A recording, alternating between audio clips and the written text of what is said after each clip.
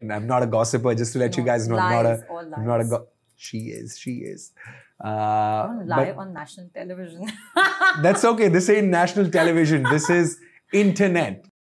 Boom shakalaka. It's a beautiful day, as I always say. Welcome to another funky episode of the Engage and Inspire podcast. And today's guest is a good friend, a homie. She's been a model, a television presenter with Star Sports, and has hosted the Pro Kabaddi League, a live performer, and a hardcore athlete. We're going to discuss everything that it takes to become a successful television presenter, to the spiritual aspects of life. Let's gear up for Aanchal Bajwa. Let's do this.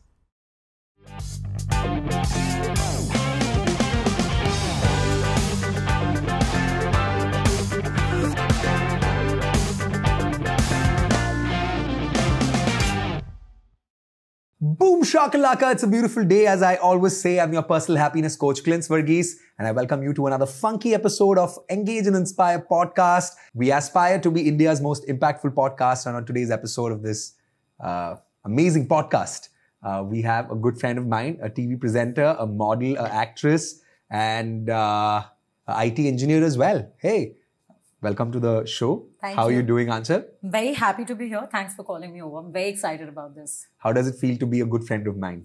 Oh, well, fetching for compliments. Full of gratitude and love for the universe. I'm very thankful that we crossed paths. Yeah, but I think keeping the jokes aside, Right. I have to say this, we've had some great conversations over the years since the time we've met, and we've chilled, and from all sorts of gossip conversation, which you enjoy. And I'm not a gossiper, just to let you guys know. Lies, I'm not a lies.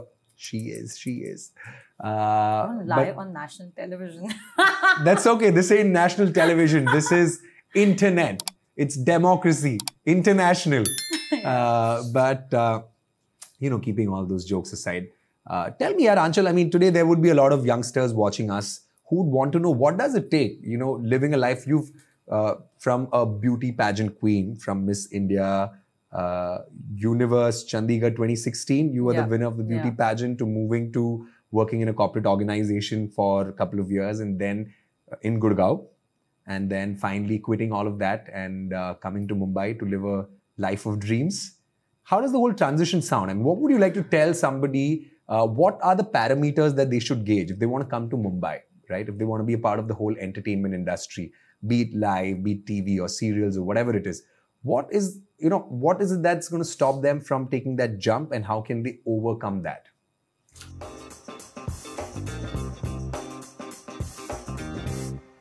I think the main driving force would be an absolute sense of conviction. Because when I didn't have it, I couldn't do it. Yeah. And when I did do it, there was nothing else that I had. Yeah. So quitting a so-called stable career, quitting a so-called 9-to-5 job where everything's set for you, you're supposed to receive a bonus by the end of the year, you get a monthly Yeah. salary, leaving that. I was working with one of the big fours. Yeah. I was working with one of the big fours, and everyone around me constantly asked me, how does it feel to have such a perfect life? You're working, in such a big company, you have a Yeah. great social circle. It feels like life's perfect, right? But for me, by the end of the day, every time I came home, I felt a lack of purpose. There wasn't any fulfillment. Every time I came home, I remember crying to myself and wondering, what is it that's making me cry? Why am I unhappy doing everything that's everyone else ever wanted to do? And I realized that was not the cause for me. This is not how I saw my life unfolding. I Wow. couldn't have known the next 10 years of my life in a schedule. Yeah. That really was scary for me. I wanted to live a sort of adventure. I wanted to have fun. I wanted to have a life where I was excited to wake up the next day and Yeah. do the job that I need to do. I used to Yeah. be afraid of Mondays. It used to send me in a sense of panic. Because waking up to doing something that you don't enjoy doing, I think there is no bigger fear than that. And consistently have to do it at least 5 days a week. Exactly. Into, So for me, 12 moving to months a Bombay year. didn't come with any sense of security. I didn't have great amount in savings. But I knew I'd be smart enough to find a way out. Like, even if not directly anchoring, I moved to Bombay, and within 3 days, I started working with a restaurant, with their event company, because it was just a way to start things, just a way to get some money in, at the same time network with people, know people in a new city. Yeah. I knew 0 people in Bombay when I moved, like absolutely Yeah. 0 people. And now within these 3 days, through a whole grapevine of sorts, I met one person after the other, and this one person offered me a job at Raz. Shout out to Shaili Albuquerque. Yay. So within 3 days, Raz happened. I met a bunch of people on the way. And yeah, things just unfolded from there. I met people, I got gigs, and someone recommended me one after the other. It just took its own course. But I didn't use the safest way to move to Bombay. A lot of people would suggest have a great financial backing to yourself, have a plan in place, start doing it before you quit so that you slowly, smoothly integrate into the new system. I didn't do any of that because I realized as long as I was working with KPMG, my creative juices were dead. I was incapable of thinking outside the box or thinking creatively or get my creative juices flowing. Yeah. I knew I had to get out of that ecosystem to enter my new one. And I think that brings to a very exciting multiple points that you said, right? Yeah. One being the fact that a life of purpose now, after you kind of quit your everyday job and something that wasn't really making you feel fulfilled or empowered, now there is a conversation about a life of purpose. The other part is the fact that do you feel, other than the strategies of wanting to network, meet people, call them up, that all being the strategies, but more importantly, what would have given you a driving force or like something that made you happen to get a gig in 3 days of landing in a new city, especially a place like Mumbai, don't have any friends out here. You think one of the driving force would have been your belief that yes, you're going to make it. Yeah. It wasn't too much of analysis that, I have to structure, day one has to be settling in, day two has to be this, day three has to be that. So do you feel it's more like the belief that you had, optimism that you had kind of helped you sail through those challenges? That was 100% of it.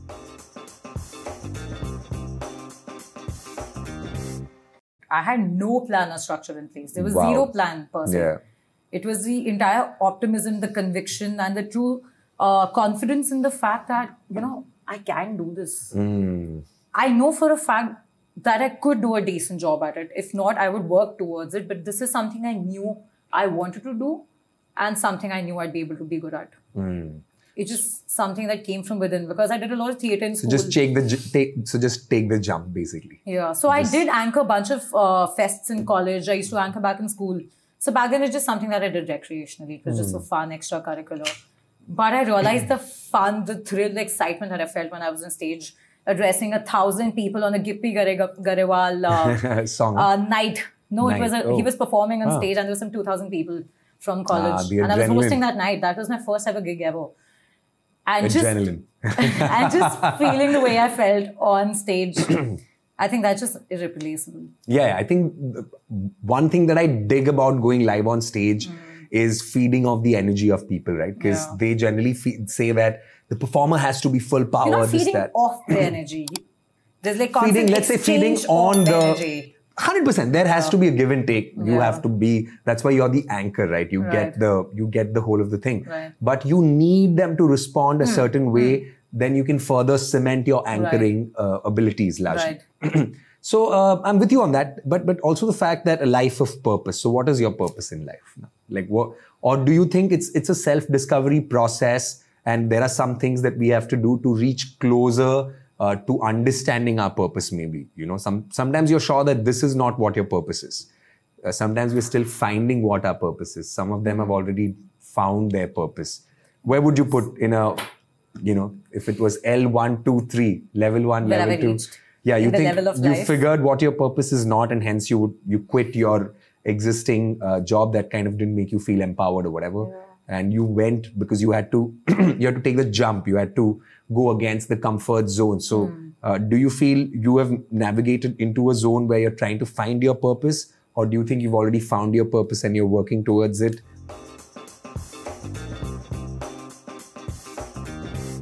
Purpose is not a singular object. It can't be described in a singular noun, because for me, purpose would be as closer and as connected to my conscience as I can be.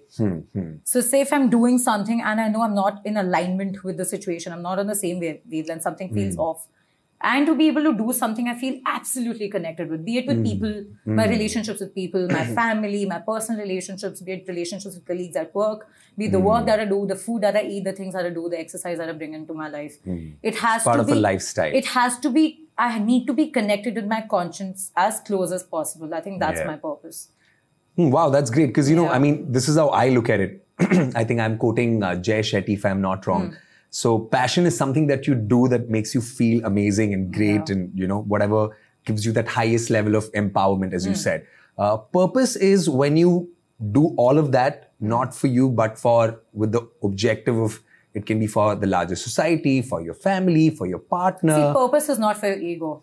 Like I said, it's for your conscience. Yeah. So you're not feeding your ego when you're trying to do something full of purpose. You're feeling your consciousness. Yeah, that approach, right? That approach that it's more towards... The energy with which it's been executed, how it was thought of. That defines if it's purpose or just passion. Passion can be selfish. It can be either or. You don't know. Like if I'm passionate as a singer, my agenda will be to put my voice in front of people. Yeah. The agenda may not be for all these people to learn something out of it, or to inspire them off your song. I think that's when it becomes a purpose-driven story, because now you're using your skill set and wisdom, combined it together, and you're using it for a purpose which kind of maybe helps somebody feel good, brings a smile on their face on a tough day. So when you do it with that cause, it's like saying, I want to be a cricketer and play for India, because I want India, India to win the World Cup or be the #1 cricketing nation in the world, versus saying I want to be a cricketer because, I think I can drive a car, I can make money, I can travel around the world. So when you're good at what you do, you automatically bring in the monetary aspects of it, right? But looking at it from a monetary perspective and then trying to find a purpose is probably maybe that's not how it should be. I don't know if that works for me. It might work for someone, may not.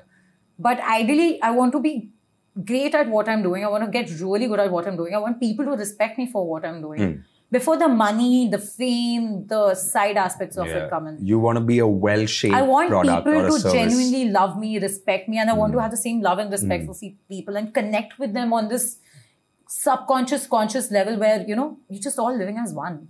Yeah, and I think that's the whole objective of our podcast as well. We want to engage with people, use this as an opportunity to entertain them, to inspire them. And that's why, I think in today's times, with the power of technology, you can amplify the whole impact that you try to create in the world.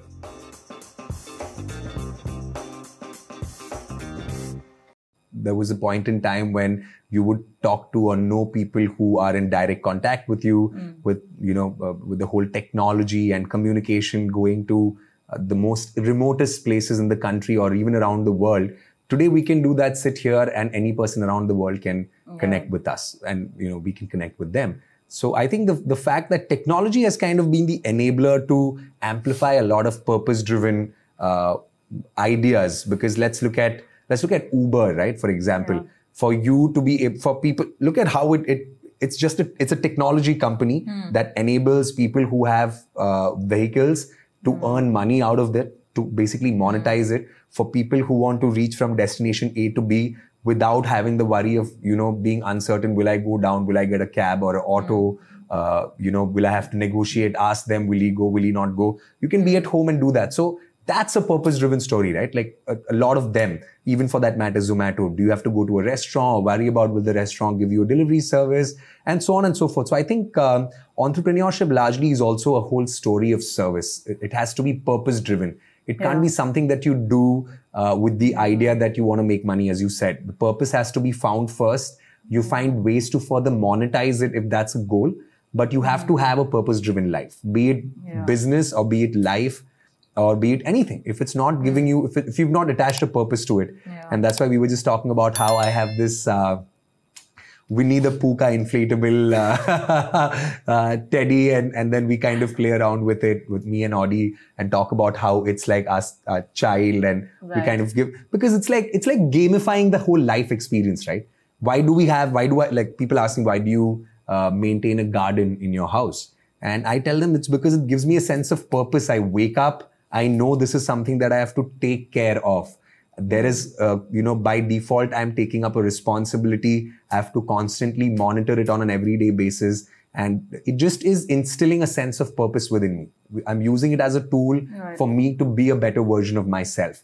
So what is your thing? What do you do? What are your tools that you use to kind of, maybe, some of the things are things that we do by default or we consciously do it. Some of the things, maybe as you said, you're a networking person. You love to hang with people. There is so much of things to learn from them. Ideas are being shared, things you learn. So what is your secret tool? Like, what is the tool that you use for your purpose-driven life? If you said, as you said, you like to connect with people, speak to them. where do you think is partying or catching up? Is that your tool?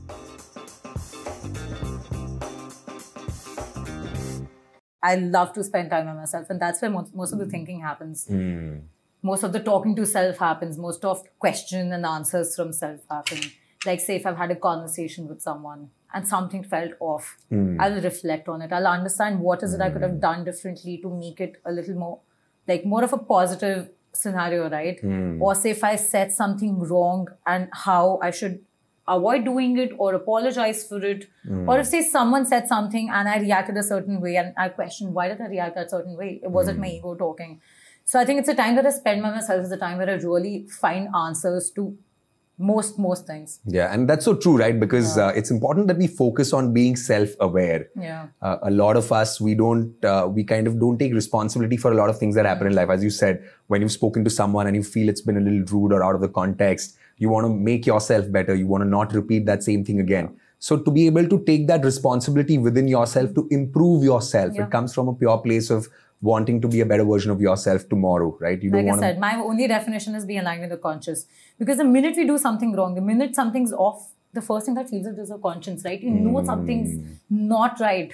And when you reflect on it, you realize that you did say something wrong, which led to that. So let's go about not saying it ever, right? Makes sense? Yeah, I think that's great. And I use those reflections, those retrospections to then later, have better conversations, have better, more impactful conversations. Yeah, that's true. I'm with you on that. Tell me, what does it take to be like, now you're in Mumbai, you've been dabbling around with various things, be it TV anchoring, or for that matter, let's say you do like live performances, you do a bunch of things, right? Like you host live shows, you host live gigs, you are an actor, you do ads, you do like a lot of interesting stuff. So how does it all come together? Like, where does the artistic side of you derive its true inspiration?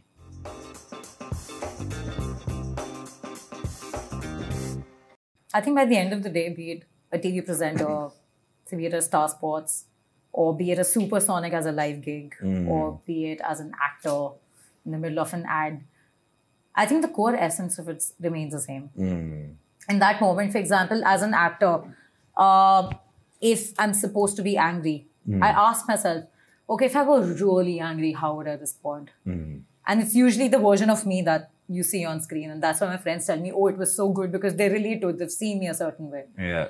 And even as an anchor, I prefer being as closest to my real self. Even if it's a formal event, even if it's an informal event, all of us have sides to ourselves. So your switch is very easy and natural. You don't have to put a lot of efforts or process that this is yours. I think there's a warm-up time that comes with every gig. Like, say you and I do. I think there's a certain amount of stipulated time that it takes you to just ease with the audience, understand what they're responding to, understand what they're reciprocating, and then take it from there. I think every MC or every performer has a warm-up period where they're just trying to figure out what works and what doesn't.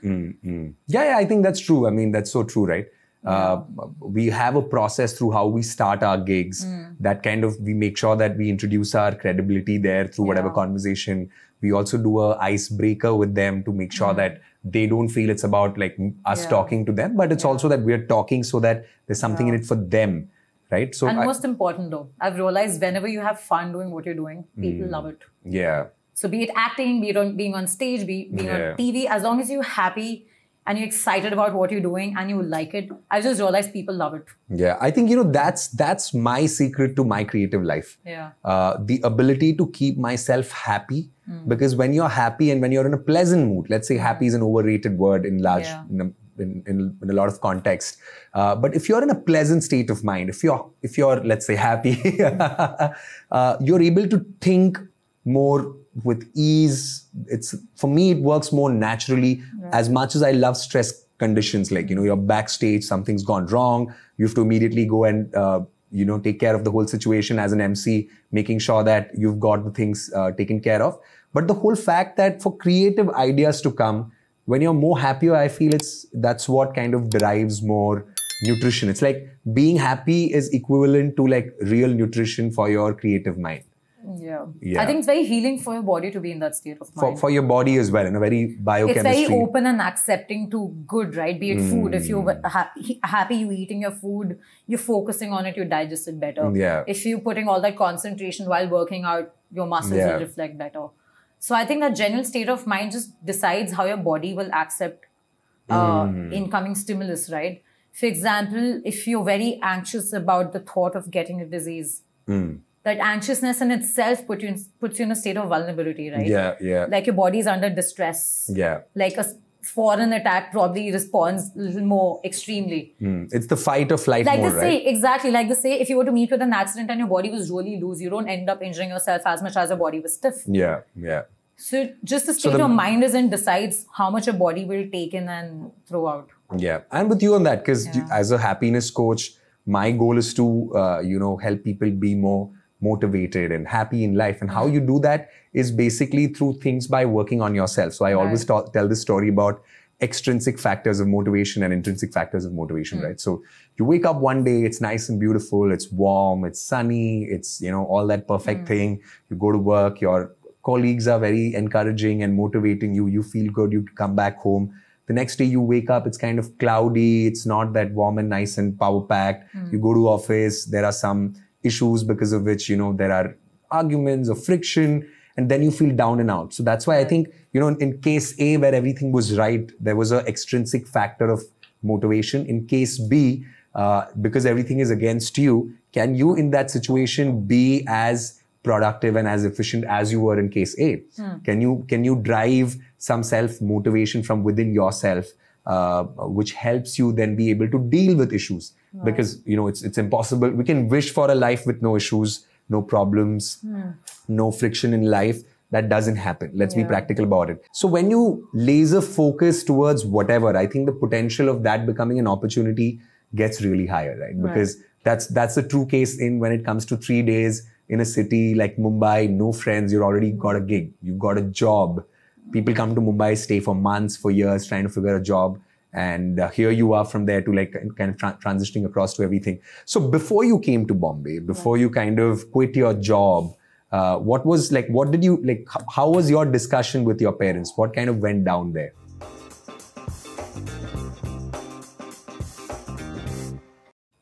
So the 3 years I was with KPMG, not once did I have a discussion with mom regarding the fact that I wanted to quit it or how unhappy I was. This is something I kept to myself because there was a lot that needed to be figured. I wasn't entirely sure where was this unhappiness coming from, what was the root of it.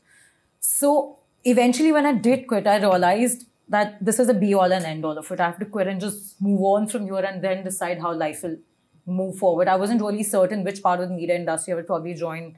I sort of had an idea, but you were never really sure, right? But I knew I had to quit to move on. And I knew telling mom would sort of change things. She'll want me to reconsider, probably talk about, maybe doing it later, doing it a different way. So after quitting, I have to serve 2 months of a notice period. And I told mom after I was finished serving one. So I just called my mom and I told her, I quit my job. She's like, what, when? Yesterday? I was like, no, a month ago. She's like, why did you tell me so late?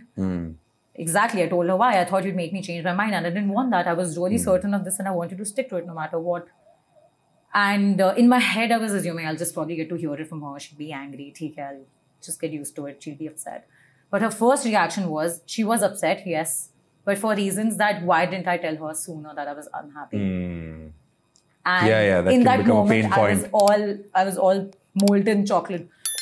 And she's like, if you were really unhappy, you should have told me sooner. You should have done this sooner. I was just trying to figure it out for sure, right? I didn't want to keep jumping between things. And she was 100% on board, even more than I thought she would be. She was more than understanding about it. You're lucky, dude. You're blessed to have a mom that is so supportive. Genuinely very surprised. Yeah. I didn't give her due credit. I realized by the end of the day, she wanted to see me happy. As a parent, that was very important to her. And B, she genuinely had a hunch. I think this is since I was little. She's the one who pushed me to do pageants and do beauty competitions and model and stuff like that. So I think a part of her always wanted to see me on the bigger screen. And this somewhere sort of gave her the answer that, yeah, maybe that's possible. So I think she was completely on board with it. Wow. I think that's great. I think when you have supportive parents, half the job is kind of naturally done. There is some sort of push for you. How was it seeing yourself on Star Sports hosting the Pro Kabaddi League, one of the biggest sports tournaments in the country? And I think the biggest indigenous sports tournament that has come out of like an Indian sporting scene. Yeah. And then hosting it with some of the best live sports anchors like Vrijesh, Mantra, Sachin, and of the likes. So how did it feel like? How was that experience?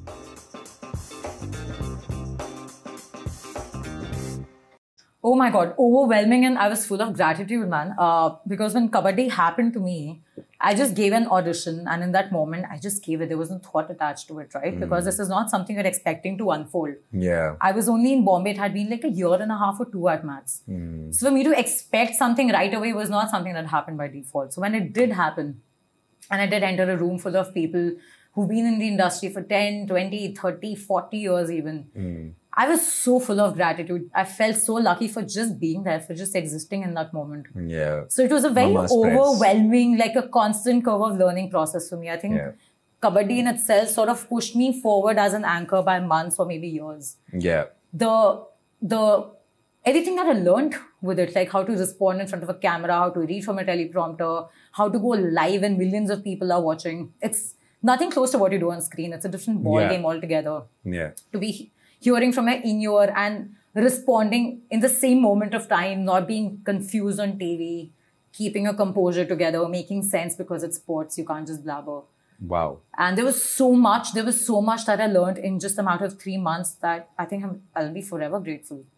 Dude, so Aanchal, how was it sharing the screen with Madhuri Dixit? I would kill anyone to get an opportunity to do that. No, not literally, but... It was actually very, very lovely. I shot with her for an entire day. And she honestly looks way prettier in person. So you believe how pretty she really looks in person. Imagine. And extremely humble, extremely grounded. In fact, every time we had to shoot, the ACs had to be cut off because of noise. And I was sweating and panting, and I was like, what is happening? I need some AC. And Madhuri Dixit sat there all calm and composed. Wow. Didn't complain, didn't say a word, and she was just in peace. Yeah. See, that's how you get it. Yeah. Wow. Like there was no complaint, nothing. And I hear like I need tissues and sweating and losing my mind. I can't keep my composure together. Wow, the production must be like कि यार आंचल को handle करना और मुश्किल है And in my head, I was like, look at Madhuri Madhuri Dixit. She sat in a spot and she didn't complain and she just did her thing. Wow. So professional and on point. It was lovely. So you've had a sporting career. The first half of your school and college, you were very actively involved in swimming, athletics, a lot of games and so on and so forth. Then moving to host to Pro Kabaddi League. How has sports helped you become a better person at what you do today?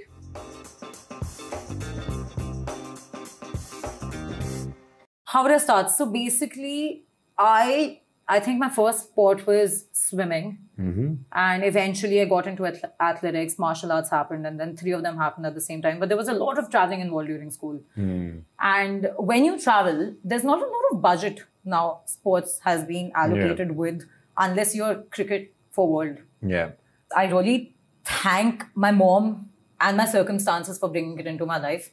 Because you start traveling very young for sports as a kid. You're representing nationals all over the country, right? And the more you travel, like we traveled in trains and we stood all our way to the journey, man. We went standing for 10 hours. We've gone standing for 8 hours. We sat on our luggage. And even where we stayed, it's not like we were staying out of resorts or hotels. The budgets are really bad. So we stayed in all sorts of conditions, ate whatever we were getting because we had to perform in the next couple of hours. And you're with people who come from all walks of life. And just to be able to gel with everyone, mold into the person you should become in that situation, don't really care about your conditioning or your necessities or your luxuries. That's all irrelevant. Wow. What's important is the sport that you've come to. You have a purpose. Exactly. And you've come for a sport. You have a purpose. You have to do well. All your years, hard work's going to come together here. And as long as people are concerned, they're all your teammates, man. And you have to treat them exactly the same. You have to perform better and get the medal back to the state. Exactly. That's more important. Just the motivation for the sport itself. I think it's over anything and everything else. So you deal with such bizarre life situations that it sort of does mold you into a more, I think, adjustable person. Yeah, I think that's true, right? Because I remember I have very good memories of. So my event used to be shot put, discus, hammer throw. I've played till various state, national level or whatever. I remember going to like the washrooms. I loved the idea of just feeling more lighter before going for my event, right? You would still have some meal to like a pre-gig, I'm saying, pre-sport, like a meal that you would have, good on carbs and protein and so on and so forth. I would always like to get a little lighter, and the washrooms at most of the stadiums that we have, right? Pathetic condition, at least back in the day. Not I think, well taken care of. Yeah, I think in today's times, things have changed because of the way how sports has changed with the OTT platforms investing into a lot of various sporting events, and Kabaddi, which is an indigenous sport, has now become, there is a World Cup for that. There are participating nations from around the world, Europe, America, here, there, everywhere, Asia. So I think the fact that the scene of like the Indian sports scene is changing for better. And I think that's the case with everything, right? Like India is adapting, or pretty much in terms of a global level, we've adapted to a lot of things. We're at par with global standards, if not better in many things. Be it entertainment, be it live event space, or technology for that matter, the manpower that we have access to. So this is what I feel, right? I tell about how, and I'm a very strong believer in the idea that India will be a global superpower in the next couple of decades. Because of various reasons. India has the youngest population of, the highest population of young, youthful people in the world.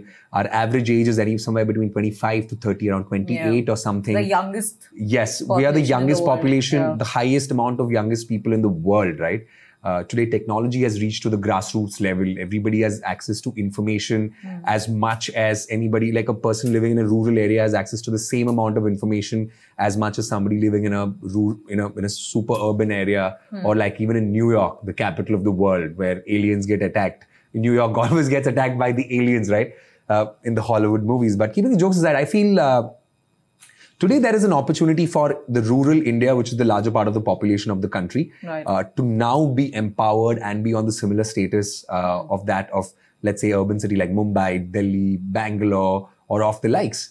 And I think that's what's going to be the deciding factor of how, this is what I truly believe, if there is a sense of purpose instilled in our youth today, they can tomorrow come out with a lot of ideas that can change the world. There can be more Teslas that are homegrown, more Ubers, that technological ideas that come here. You know, a lot of things that we can build by ourselves, because now we are the highest population that of the young world is here today. We can bring about a change in a lot of things.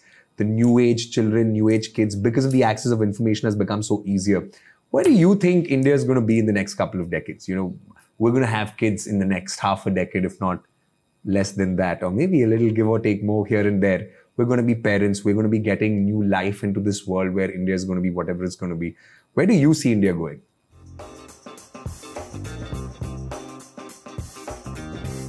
See, there's something that needs to be changed. For example, most Indians, the smartest of them, will leave the country. And probably, like, for example, US is big. Like, its majority of IT population is Indians. Most of neuroscientists, scientists in general, programmers, technicians, all science people are mostly from India. And they're doing wonders for other countries. So I think when, and the first thought anyone gets after school is, oh, let's leave the country, because why not? They find better opportunities outside of the country. So I think for what you're saying, it's very important for people to understand that they can do all of that in this country, given the right resources and direction, right? Motivation, sense of purpose. Because that I feel is still lacking somewhere. Most youngsters want to leave the country ASAP after school or college. Because they want to pursue education outside. And then get a green card there. Exactly. And the smartest talent is sitting outside of the country at this point. So to be able to retain that core of talent, to be able to tell these people that you have these opportunities in our country. Those opportunities need to exist. They need to be very open and accepting. And I think there has to be a sense of direction that needs to come from somewhere, because people will still keep leaving. They will find better opportunities. Brain drain, the concept of the brain drain. Because of obvious reasons, right? So in order for people to stay, I think in terms of the opportunities that younger people get and the kind of innovation that they, you know, the kind of responsibility they're given, the kind of purpose they're given, there needs to be a change of mindset that needs to come in picture first. And I think the change of mindset would primarily come from, you know, how I would call it as the culture of empathy and a culture of high performance. Because when you kind of understand people and their needs better, right?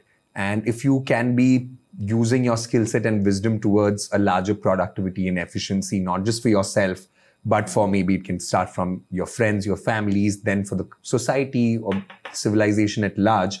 I think when you have that, if that becomes part of your everyday life system, if that becomes everyday part of your lifestyle, rather, if that thought is very heavily ingrained, then that can help us sail across a lot of things. Because I feel the next couple of decades, right, here is a great opportunity for India because technology has reached to the most intrinsic inner part of the country. Today, everybody in a rural India has equal amount of opportunities or access to information, especially as much as a person who lives in a urban city in India or even outside the world. Right. You know, with a lot of telephone companies reaching out and telecommunication. The connectivity is at its best. Yes, the connectivity at its best and access to mobile devices across all sorts of age categories and a lot of things that kind of existed which were preventing India from becoming, you know, the moment information got democratized. We have the means to stay more connected, but there needs to be a certain sense of motivation that drives people to do that, right? Now the means have been established. Now we have all the technological resources we need to make things happen. Now it's up to the people and their minds to make it happen. Medium has been formed. It's been, it's easiest than it ever was for, say, our parents, people who've been a few years elder to us. We as a generation have seen the best of both worlds. We've seen the pre-cell phone era, the landline era, the answering machine era, where technology had started, but it was still forming. It was very new. Till a point today, where everything's a call away. Everything's a call away. So we've seen the best of both. You think you will reach, you will be blessed with the opportunity to live in Mars? If to believe Elon Musk, in the next couple of decades, we would have already hit Mars and a civilization would be thriving there, or at least would have started to thrive there. You think in your lifetime, you would move to Mars? Like, is that a possibility? I would get to see something new. I'm not sure how long would it take, like what are the numbers like. But I can only hope so, because that'd be a new, interesting dimension I would get to experience. Imagine living on Mars. Oh, wow. The kind of stories we get to tell. Yeah, I think a lot of technology that's on its way to change the face of a lot of things in empowerment in general. The fact that there's going to be self-driven cars, which will further, you know, help automatically be linked with like apps like Uber, and everything is technology driven. People don't have to necessarily work as such, or maybe there is a whole idea of a universal. Even though I know you're the one interviewing me, I have a question for you. So tell me, the more the technology grows and happens, the lesser humans need to do what they're doing currently, right? Because everything becomes replaceable after a point. You know, I am with you on that. I have a very dual opinion on the same, because look at it this way, right? When there were bullock carts and horse carts on the street, and then came the era of the cars, right? Like the gasoline cars. There was a transition period. People who were, you know, like the pilots or the drivers of the bullock carts or the horse carts, from them to becoming then eventually the car, the world transitioning from there, there will always be the transition phase. So I think we are amidst the transition phase. And in previous generations of the time that it took for a lot of transitions, social transitions, economic transitions, the speed at which the transitions are happening today have just multiplied into many folds. It's like a year of gap, and then there is a complete new technology on your cell phone. Your camera looks way different. The audio quality is different. The screen sizes become bigger. There is technological advancement happening at a never before seen pace, or what we know as exponential growth in everything, right? And just looping back to the same conversation before that, how India today is the center of a lot of exponential growth, with information becoming democratized, access to. With, you know, I mean, with... I meant population. With? I meant population. Yeah, I mean, we are the second largest populated country in the world. And today we see an opportunity. The last 1 decade or two, we have literally been saying that the population has been the biggest challenge and the issue. Today we see that there can be a monetized, you know, we can find a structure that can help, you know, better the whole income status of the country, because we have access to so many people. The buying power increases. There are a lot more consumers. International brands now want to come and invest in India. There are more startups coming in, and everything. People are consuming every technical thing, be it a tangible product or an intangible service that we're talking about largely. There is business for everything. So I think will technology, you know, just answering on, will technology cut down jobs, or will technology give you more jobs? For example, with platforms like, let's say, Dunzo and all coming in, right? Yeah. You don't have to now literally go and buy a product. If you have a birthday party and suddenly you forgot that, oh, I don't have a birthday it's employing cake. people in the process. Yeah, or you don't have a specific, like, let's say, snow spray. You can have access to all of this sitting in the comfort of your own home. Yeah. Technology is, in this case, enabling people to get more jobs, for the economy to work more, function better. Imagine the number of people who would have not ended up buying a product on a special day or on a busy day because they were caught up doing things. Now technology has come in. There is more consumption happening largely at every phase, at every level. That consumption is giving some level of employment to people. There is an economic growth happening. So in my opinion, I feel it is a double-edged sword, just to conclude that idea. But I don't know what are the exact stats. I feel it just kind of balances it out. I think we'll never know. We'll just have to see it unfolding. As humans will evolve to a lot of things. Like, let's say a lot of... but a lot of jobs, I think a lot of basic, menial, petty jobs, smaller jobs, I think a lot of them are going to be covered automatically now. A lot of, at various levels, right? Even for that matter, let's say with technology coming into the scene today, you don't need, like, when a music producer is composing a music track, you don't need multiple musicians and then so many other things. You have, everything can be digitized. You don't need a drummer separately, a guitarist separately. Now everything can be done digitally. I think we as a generation have access to a lot of things in comparison to anyone before us did, right? Yeah. And how we use it as resourcefully, I think that's all decides everything. Yeah. Because we have everything. I think our generation's in no place to complain about the lack of anything. You know, I mean, that again brings us to another exciting part of the conversation where I feel that there has never been another generation who has had so much of comfort, convenience, luxury in their lives, the ability to stay connected with each other, but still in a 7 billion populated planet Earth, there is a larger part of the world or part of population that feels alone, lonely, not connected, in spite of all those things that we have. Yeah. So do you feel in some way technology has taken away from us a lot of tools that we used to interpersonally use, now has digitized, and that kind of has taken away a lot of charm from that? I read it, or I think I heard it somewhere where it said, control your technology, don't let it control you. Oh yeah, use the technology to your own good rather than letting it use you in the bargain, right? So it's you who decides what you do. So use the technology as and when it's needed, when it's making your life easy, when it's making things convenient, but selling yourself to the devil, being a part of the chain itself. Okay. I think you Illuminati conversation dropping in. No, not Illuminati. Not Illuminati. We're going to take it up with Lakshay. People who are, say, hooked to the social media have sort of lost the sense of connecting with people, connecting with yourself. And technology has predominantly taken over their lives, and the sense of self is off. Your consciousness is not in alignment. You've not done anything physical with people otherwise by yourself. You're disconnected, right? Yeah. As a person, generally from everything. Connected virtually to technology, you're virtually but disconnected to reality, disconnected right? Disconnected, like how would you say it? For me, personally, socially, what would you put it as? Every time you're not in the moment, you're doing anything which is outside of the actual moment is being disconnected, right? What's a frame of reference here? Yeah. If you're disconnected to the life around you and connected to technology, it's not the same thing. I think largely that we've started using technology against us in the way that we have become. We need to use it as long as it's good for us. Yeah. The technology is meant for us to make our lives easier. We should not let it go the other way. But I think the fine line between easier life and a distracted life, because here's what it is. You wake up, you want to immediately get into your mobile phone, watch the mails, check some messages. While you're on the pot, you're still doing that. While you're eating food, you're watching Netflix. Yeah. It has become convenient. It is great to have access to all these things. But suddenly we don't want to participate into things that requires us to be participating into. We just want to be distracted. We don't want to let the body do what it does when you're on the pot, the cleansing process, or while you're giving yourself nutrition, you're laser focusing towards other things. So though it was convenience, though it gives you access to everything, and I think that's what, right? Like it depends on, are you going to control the technology? Are you going to let the technology control you? Comes to the choice at the end of the day. What do you choose to do with these things?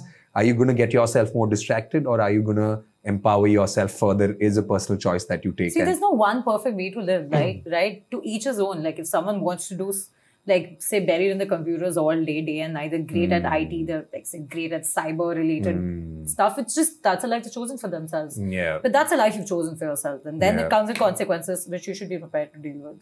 Yeah, I think that's the larger conclusion. But if you want to be a certain person, you want to be able to say maintain a certain level of health and fitness, nutrition, social life, personal life, then there's some sort of effort that you have to keep in order to keep technology at check. With that, we come to the end of an amazing podcast episode. Thanks, Aanchal, for making it really special. I had super fun chatting up with you, from your sports career to hosting a sports show to everything in between here and there. And one thing we didn't discuss is about your love life, which we're going to do post the episode wrap up, which we have some dirty information about. My love for food. My love for food. My ultimate partner. But nice, yeah. It was a fun session. Thanks for making it such fun and light-hearted session, yet so informative and sharing your wisdom. What would you like to say? Boom shakalaka. It's a beautiful day, as I always say. See you in the next episode. Bye. Well, we truly believe you enjoyed watching this video, and if you think this video can add some value in your friends and family's lives, please go ahead, share this video, and let's make this world a happier place to live in. And let me also remind you that this podcast is available across on all the audio platforms. The links are given below. Please go ahead, give it a check. The packaging is way different. I'm sure you're going to really enjoy it. So the next time you're driving your car, or you're cooking your food in the kitchen, or just working out in general, you might just want to plug into the Engage and Inspire podcast across on Spotify, Apple Music, Google Podcast, and a lot of other audio platforms. Just in case if you haven't checked out the previous episodes, here's the snippet from the previous 2 episodes. Check it out. So, Bibu, how does it feel to be my girlfriend? Come on, let's bring it down. Oh my God. One of the calls that we took at a very early stage around May or June was the fact that we are not going to cut cost, but rather let's add more value by giving additional services.